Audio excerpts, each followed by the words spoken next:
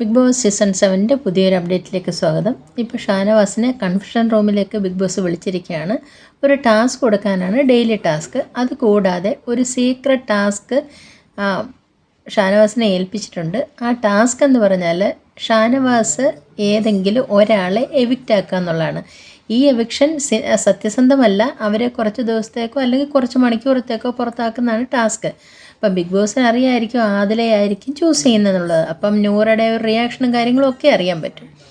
അപ്പം ആരെയാണ് പുറത്താക്കാൻ ഉദ്ദേശിക്കുന്നതെന്ന് ചോദിച്ചപ്പോൾ തന്നെ നമ്മൾ ഗസ് ചെയ്തതുപോലെ തന്നെ ഷാനവാസ് പറഞ്ഞു ആദിലയാണ് ഔട്ടാക്കുന്നതെന്ന് പറഞ്ഞു.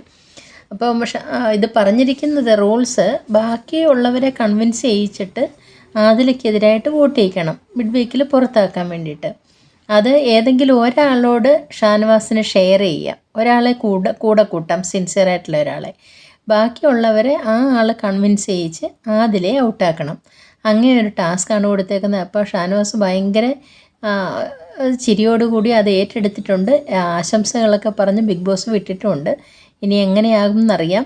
ഞാനിന്ന് രാവിലെ ഇത് ചിന്തിച്ചതേ ഉള്ളൂ. ഇപ്പം അനുവിനെതിരെ ആദിലെ നൂറെ ഒന്ന് ചേർന്നുകൊണ്ട് മറ്റുള്ളവരുടെ കൂടെ ചേർന്നിരിക്കുകയാണ്. അപ്പോൾ ഞാൻ ഓർത്തു, ഇതിൽ ഒരാൾ ഔട്ടായി കഴിഞ്ഞാൽ തീർച്ചയായിട്ടും അടുത്ത ആൾ അനുവിൻ്റെ അടുത്തോട്ട് വരും, അനുവിൻ്റെ സാമീപ്യം ആഗ്രഹിക്കും. അപ്പോൾ ആ ഒരു ബോണ്ടിങ് നിലനിർത്താനാണോ ഇനി ബിഗ് ബോസ് ഇത് കാണിച്ചിരിക്കുന്നതെന്ന് അറിഞ്ഞുകൂടാ. എന്തായാലും എങ്ങനെയാകും എന്നുള്ളത് അടുത്ത അപ്ഡേറ്റുമായിട്ട് വരാം.